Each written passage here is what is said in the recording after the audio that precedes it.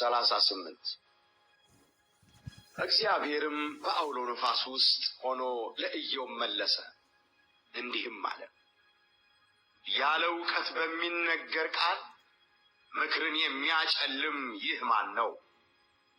እንግዲህ እንደ ሰው ወገብህን ታጠቅ፣ እጠይቅሃለሁ አንተም ተናገረኝ። ምድርን በመሰረትኩ ጊዜ አንተ ወዴት ነበር? ታስተውል እንደሆን ተናገር። ብታውቅስ መስፈሪያውን የወሰነ በላይዋስ የመለኪያ ገመድ የዘረጋ ማን ነው? አጥቢያ ኮከቦች በአንድነት ሲዘምሩ የእግዚአብሔርም ልጆች ሁሉ እልል ሲሉ መሰረቶቿም በምን ላይ ተተክለው ነበር? የማዕዘኗስ ድንጋይ ያቆመ ማን ነው? ከማኅፀን እንደሚወጣ በወጣ ጊዜ ባህርን በመዝጊያዎቹ የዘጋ ማን ነው? ደመናውን ለልብሱ ጨለማንም ለመጠቅለያ አደረጉ። ድንበሩን በዙሪያው አድርጌ መወርወሪያዎቹንና መዝጊያዎቹን አኑሬ እስከዚህ ድረስ ድረሺ አትለፊ፣ በዚህም ለትዕቢተኛው ማዕበልሽ ገደብ ይሁን አሉ። የምድርን ዳርቻ ይይዝ ዘንድ ከእርሷም በደለኞች ይናወጡ ዘንድ በውኑ ከተወለድክ ጀምሮ ማለዳን አዝዘሃልን? ለወገግታም ስፍራውን አስታውቀኸዋልን? ጭቃ ከማኅተም በታች እንደሚለወጥ እንዲሁ እርሷ ትለወጣለች። ነገርም ሁሉ እንደ ልብስ ተቀልሟል። ከበደለኞች ብርሃናቸው ተከልክሏል። ከፍ ያለውም ክንድ ተሰብሯል። ወደ ባሕር ምንጭስ ውስጥ ገብተሃልን? በቀላይስ መሠረት ውስጥ ተመላልሰሃልን? የሞት በሮች ተገልጠውልሃልን? የሞትስ ጥላ ደጆች አይተሃልን? ምድርንስ በስፋቷ አስተውለሃታልን? ሁሉን አውቀህ እንደሆነ ተናገር፣ ወደ ዳርቻው ትነዳው ዘንድ ወደ ቤቱም የሚደርሰውን ጎዳና ታውቅ ዘንድ። የብርሃን መኖሪያ መንገድ የት ነው?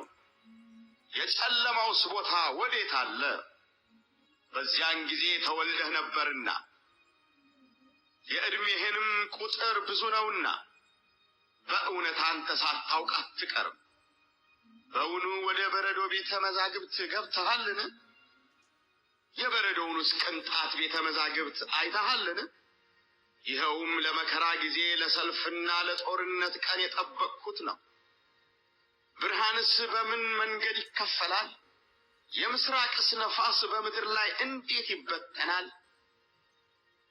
ሳሩንም እንዲያበቅል ማንም በሌለባት ምድር ላይ ሰውም በሌለባት ምድረ በዳ ላይ ዝናብን ያዘንብ ዘንድ ለፈሳሽ ውሃ መንዶልዶያውን ወይስ ለሚያንጎደጉድ መብረቅ መንገድን ያበጀ ማን ነው? በውኑ ለዝናብ አባት አለውን? ወይስ የጠልን ነጠብጣብ የወለደ ማን ነው? በረዶስ ከማን ማኅፀን ወጣ? የሰማዩንስ አመዳይ ማን ወለደው? ውኆች እንደ ድንጋይ ጠነከሩ፣ የቀላይም ፊት ረግቷል። በውኑ የሰባቱን ከዋክብት ዘለላ ታስር ዘንድ ወይስ ኦሪዮን የሚባለውን ኮከብ ትፈታ ዘንድ ትችላለህን? ወይስ ማዛሮት የሚባሉትን ከዋክብት በጊዜያቸው ታወጣ ዘንድ ወይስ ድብ የሚባለውን ኮከብ ከልጆቹ ጋር ትመራ ዘንድ ትችላለህን? የሰማይን ሥርዓት ታውቃለህን? በምድርስ ላይ እንዲሰለጥን ልታደርግ ትችላለህን? የውኆችን ብዛት ይሸፍን ዘንድ ቃልህን ወደ ዳመናት ታነዛ ዘንድ ትችላለህን? መብረቆች ሄደው እነሆ እዚህ አለን ይሉ ዘንድ ልትልካቸው ትችላለህን? በውስጡስ ጥበብን ያኖረ ለሰውስ ልብ ማስተዋልን የሰጠ ማን ነው? የሰማይን ደመና በጥበቡ ሊቆጣጠር የሚችል ማን ነው? ትቢያ በተበጠበጠ ጊዜ ጓሎቹም በተጣበቁ ጊዜ የሰማይን ረዋት ሊያዘንብ የሚችል ማን ነው? በዋሾቻቸው ውስጥ ተጋድመው በጫካም ውስጥ አድብተው ሳሉ ለአንበሳይቱ አደን ታድናለህን? የልጆቿንስ ነፍስ ታጠግብ ዘንድ ትችላለህን? ልጆቹ ወደ እግዚአብሔር ሲጮኹ የሚበሉትንም አጥተው ሲቅበዘበዙ ለቁራ መብልን የሚሰጠው ማን ነው?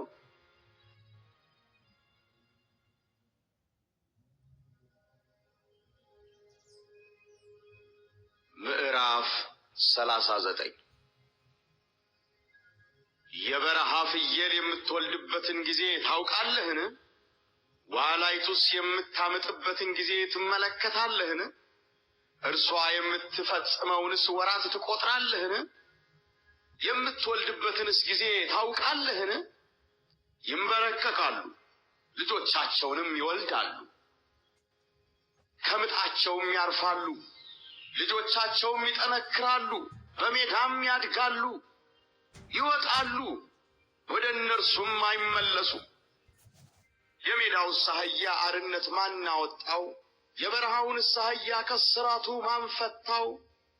በረሃውን ለእርሱ ቤት አድርጌ ሰጠሁት፣ መኖሪያውም በጨው ምድር ነው። በከተማው ካታ ይዘብታል፣ የነጂውን ጩኸት አይሰማም። ተራራውን እንደ መሰማሪያ ይመለከተዋል፣ ለምለሙንም ሁሉ ይፈልጋል። ጎሽ ያገለግልህ ዘንድ ይታዘዛልን? ወይስ በግርግምህ አጠገብ ያድራልን? ጎሽ ይተልምልህ ዘንድ ትጠምደዋለህን? ወይስ ካንተ በኋላ በእርሻህ ላይ ይጎለጉላልን? ጉልበቱስ ብርቱ ስለሆነ ትታመነዋለህን? ተግባርህንስ ለእርሱ ትተዋለህን? ዘርህንስ ይመልስልህ ዘንድ በአውድማህስ ያከማችልህ ዘንድ ትታመነዋለህን? የሰጎን ክንፍ በደስታ ይንቀሳቀሳል፣ ነገር ግን ክንፉና ላባው ጭምተኛ ነውን? እንቁላሏን በመሬት ላይ ትተዋለች፣ በአፈርም ውስጥ ታሞቀዋለች። እግር ይሰብረው ዘንድ የምድረ በዳም አውሬ ይረግጠው ዘንድ ትረሳለች። የእርሷ እንዳልሆኑ በልጆቿ ትጨክናለች፣ በከንቱም ብትሰራ አትፈራም። እግዚአብሔር ጥበብን ከእርሷ ከልክሏልና ማስተዋልንም አልሰጣትምና። ወደ ላይ ከፍ ከፍ ስትል በፈረስና በፈረሰኛው ትሳለቃለች። ለፈረስ ጉልበቱን ሰጥተኸዋልን? አንገቱንስ ጋማ አልብሰኸዋልን? እንዳንበጣስ አፈናጠርከውን?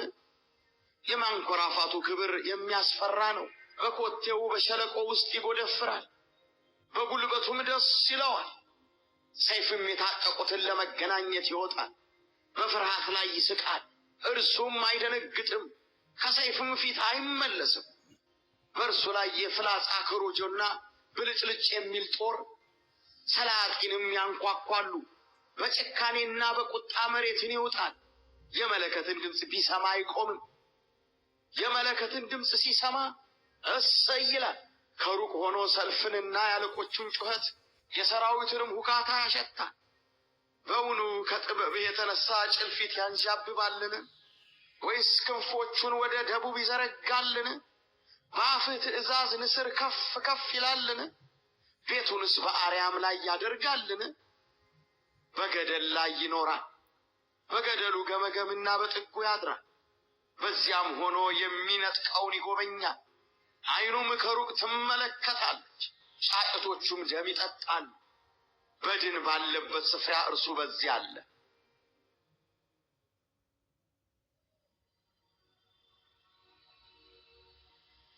ምዕራፍ 40 እግዚአብሔርም መለሰ፣ ኢዮብንም እንዲህ አለው፣ በውኑ የሚከራከር ሰው ሁሉን ከሚችል አምላክ ጋር ይከራከራልን? ከእግዚአብሔር ጋር የሚዋቀስ እርሱ ይመልስለት። ኢዮብም መለሰ፣ እግዚአብሔርንም እንዲህ አለው፣ እነሆ እኔ ወራዳ ሰው ነኝ፣ የምመልስልህ ምንድን ነው? እጄም ባፌ ላይ እጭናለሁ። አንድ ጊዜ ተናገሩ አልመልስም፣ ሁለተኛ ጊዜም ከእንግዲህ ወዲህም አልናገርም። እግዚአብሔርም በአውሎ ነፋስ ውስጥ ሆኖ ለኢዮብ መለሰ፣ እንዲህም አለ፣ እንግዲህ እንደ ወንድ ወገብህን ታጠቅ፣ እጠይቅሃለሁ፣ አንተም ተናገረኝ። በውኑ ፍርዴን ታፈርሳለህን? አንተስ ጻድቅ ትሆን ዘንድ በእኔ ትፈርዳለህን? እንደ እግዚአብሔር ክንድ ያለ ክንድ አለህን? ወይስ እንደ እርሱ ባለ ድምፅ ታንጐደጕዳለህን? በታላቅነትና በልዕልና ተላበስ፣ በክብርና በግርማም ተጐናጸፍ። የቁጣህን ፈሳሽ አፍስስ፣ ትዕቢተኛውንም ሁሉ ተመልክተህ አዋርደው። ትዕቢተኛውንም ሁሉ ተመልከት፣ ዝቅ ዝቅም አድርገው። በደለኞችንም ወዲያውኑ እርገጣቸው፣ በአፈር ውስጥ በአንድነት ሰውራቸው፣ በተሸሸገም ስፍራ ፊታቸውን ሸፍን። በዚያን ጊዜም ቀኝ እጅህ ታድንህ ዘንድ እንድትችል እኔ ደግሞ መሰክርልሃለሁ። ካንተ ጋር የሠራሁትን ጉማሬ እስኪ ተመልከት። እንደ በሬ ሣር ይበላል። እነሆ ብርታቱ በወገቡ ውስጥ ነው፣ ኃይሉም በሆዱ ጅማት ውስጥ ነው። ጅራቱን እንደ ጥድ ዛፍ ያወዛውዛል። የወርቹ ጅማት የተጐነጐነ ነው። አጥንቱ እንደ ናስ አገዳ ነው።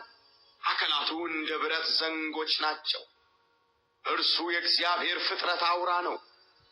ሰሪውም ሰይፉን ሰጠው። የሜዳ እንስሶች ሁሉ የሚጫወቱበት ተራራ ምግብን ያበቅልለታል። ጥላ ካለው ዛፍ በታች በደንገልና በረግረግ ውስጥ ይተኛል። ጥላ ያለው ዛፍ በጥላው ይሰውረዋል። የወንዝ አህያ ዛፎች ይከቡታል። እነሆ ወንዙ ቢጎርፍ አይደነግጥም፣ ዮርዳኖስም እስካፉ ድረስ ቢፈስስ እርሱ ይተማመናል። ዓይኖቹ እያዩ ይያዛልን? አፍንጫውስ በወጥመድ ይበሳልን? በውኑ አዞውን በመቃን ታወጣዋለህን? ምላሱንስ በገመድ ታስረዋለህን? ወይስ ስናጋ በአፍንጫው ታደርጋለህን? ወይስ በችንካር ጉንጩን ትበሳለህን?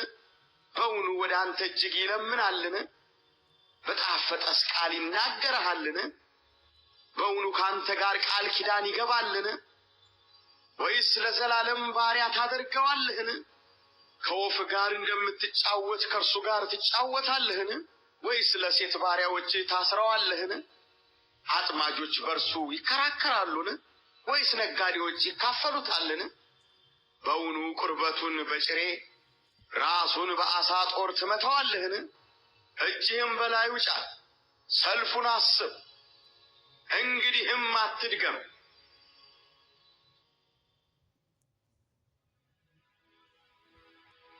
ምዕራፍ 41 እነሆ ተስፋው ከንቱ ነው፣ ያየው ሁሉስ እንኳ በፊቱ ይዋረዳል። ያንቀሳቅሰውም ዘንድ የሚደፍር የለም። እንግዲህ በፊቴ መቆም የሚችል ማን ነው? እመልስለት ዘንድ መጀመሪያ የሰጠኝ ማን ነው? ከሰማይ ሁሉ በታች ያለው ገንዘቤ ነው። ስለ አካላቱና ስለ ብርቱ ኃይሉ፣ ስለ መልካም ሰውነቱ ዝም አልልም። የውጭ ልብሱን ማን ይገፋል? በጥንድ መንጋጋውስ ውስጥ ማን ይገባል? የፊቱንስ ደጆች የሚከፍት ማን ነው? በጥርሶቹ ዙሪያ ግርማ አለ። ቅርፊቶቹ ጠንካራ ስለሆኑ እርሱ ትዕቢተኛ ነው። በጠባብ ማተሚያ እንደታተሙ ናቸው፣ እርስ በርሳቸው የተቀራረቡ ናቸውና ነፋስ በመካከላቸው መግባት አይችልም። እርስ በርሳቸው የተገጣጠሙ ናቸው፣ እስከማይለያዩም ድረስ ተያይዘዋል። እንጥሽታው ብልጭታ ያወጣል፣ ዓይኖቹም እንደ ወገግታ ናቸው። ካፉ ፋናዎች ይወጣሉ፣ የእሳትም ፍንጣሪ ይረጫል። እንደ ፈላ ድስትና እንደሚቃጠል ሸምበቆ ካፍንጫው ጢስ ይወጣል።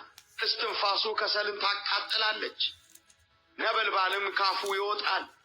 በአንገቱ ኃይል ታድራለች፣ ግርማ በፊቱ ይዘፍናል። የሥጋውም ቅርፊት የተጣበቀ ነው፣ እስከማይንቀሳቀሱም ድረስ በእርሱ ላይ ጸንተዋል። ልቡ እንደ ድንጋይ የደነደነ ነው፣ እንደ ወፍጮ ድንጋይ የጸና ነው። በተነሳ ጊዜ ኃያላን ይፈራሉ፣ ከድንጋጤውም የተነሳ ያብዳሉ። ሰይፍና ጦር ፍላጻና መውጊያም ቢያገኙት አያሸንፉትም። ብረትን እንደ ገለባ ናስንም እንደ ነቀዝ እንጨት ይቈጥራቸዋል። ፍላጻ ሊያባርረው አይችልም፣ የወንጭፍም ድንጋዮች እንደ ገለባ ይሆኑለታል። በሎታውን እንደ ገለባ ይቈጥረዋል፣ ሰላጢኑም ሲሰበቅ ይስቃል። ታቹ እንደ ስለታም ገል ነው፣ እንደ መዳመጫም በጭቃ ላይ ያልፋል። ቀላዩን እንደ ድስት ያፈላዋል፣ ባሕሩንም እንደ ሽቱ ምንቸት ያደርገዋል። በስተኋላው ብሩህ መንገድን ያበራል፣ ቀላዩም ሽበት ይመስላል።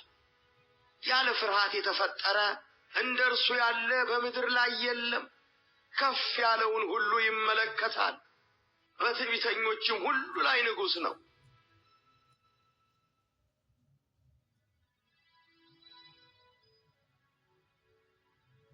ምዕራፍ 42 ኢዮብም መለሰ እግዚአብሔርንም እንዲህ አለው፣ ሁሉን ታደርግ ዘንድ ቻይ እንደሆንህ ሐሳብህ ይከለከል ዘንድ ከቶ እንደማይቻል አወቅሁ። ያለ እውቀት ምክርን የሚሰውር ማን ነው? ስለዚህ እኔ የማላስተውለውን የማላውቀውን ድንቅ ነገር ተናግሬአለሁ። እባክህ ስማኝ፣ እኔም ልናገር፣ እጠይቅህም አለሁ፣ አንተም ተናገረኝ። መስማትንስ በጆሮ በመስማት ሰምቼ ነበር፣ አሁን ግን ዓይኔ አየችህ። ስለዚህ ራሴን እንቃለሁ፣ በአፈርና በአመድ ላይ ተቀምጬ እጸጸታለሁ። እግዚአብሔርም ይህን ቃል ለኢዮብ ከተናገረ በኋላ እግዚአብሔር ተማናዊውን ኤልፋዝን እንደ ባሪያዬ እንደ ኢዮብ ቅንን ነገር ስለ እኔ አልተናገራችሁምና ቁጣዬ በአንተና በሁለቱ ባልንጀሮች ላይ ነዷል። አሁን እንግዲህ 7 ወይፈኖችና 7 አውራ በጎች ይዛችሁ ወደ ባሪያዬ ወደ ኢዮብ ዘንድ ሂዱ። የሚቃጠልንም መሥዋዕት ስለ ራሳችሁ አሳርጉ። ባሪያዬም ኢዮብ ስለ እናንተ ይጸልያል። እኔም እንደ ስንፍናችሁ እንዳላደርግባችሁ ፊቱን እቀበላለሁ። እንደ ባሪያዬ እንደ ኢዮብ ቅን ነገር ስለ እኔ አልተናገራችሁምና። ተማናዊውም ኤልፋዝ፣ ሹዋዊውም በልዳዶስ፣ ናዕማታዊውም ሶፋር ሄደው እግዚአብሔር እንዳዘዛቸው አደረጉ። እግዚአብሔርም የኢዮብን ፊት ተቀበለ። ኢዮብም ስለ ወዳጆቹ በጸለየ ጊዜ እግዚአብሔር ምርኮውን መለሰለት። እግዚአብሔርም ቀድሞ በነበረው ፋንታ 2 እጥፍ አድርጎ ለኢዮብ ሰጠው። ወንድሞቹና እህቶቹ ቀድሞውም ያውቁት የነበሩ ሁሉ ወደ እርሱ መጡ። በቤቱም ከእርሱ ጋር እንጀራ በሉ፣ ስለ እርሱም አዘኑለት። እግዚአብሔርም ካመጣበት ክፉ ነገር ሁሉ አጽናኑት። እያንዳንዳቸውም ብርና የወርቅ ቀለበት ሰጡት። እግዚአብሔርም ከፊተኛው ይልቅ የኋለኛውን ለኢዮብ ባረከ። 14,000 በጎች፣ 6,000 ግመሎች፣ 1,000 ጥማድ በሬዎች፣ 1,000 እንስት አህዮች ነበሩት።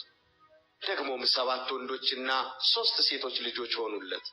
የመጀመሪያይቱንም ስም ይሚማ፣ የሁለተኛይቱንም ስም ቃስያ፣ የሦስተኛይቱንም ስም አማልቶያስ ቂራስ ብሎ ሰየማቸው። እንደ ኢዮብ ሴቶች ልጆች ያሉ የተዋቡ ሴቶች በአገሩ ሁሉ አልተገኙም። አባታቸውም ከወንድሞቻቸው ጋር ርስት ሰጣቸው። ከዚያም በኋላ ኢዮብ 140 ዓመት ኖረ። ልጆቹንና የልጅ ልጆቹንም እስከ 4 ትውልድ ድረስ አየ። ኢዮብም ሸምግሎ ዕድሜም ጠግቦ ሞተ።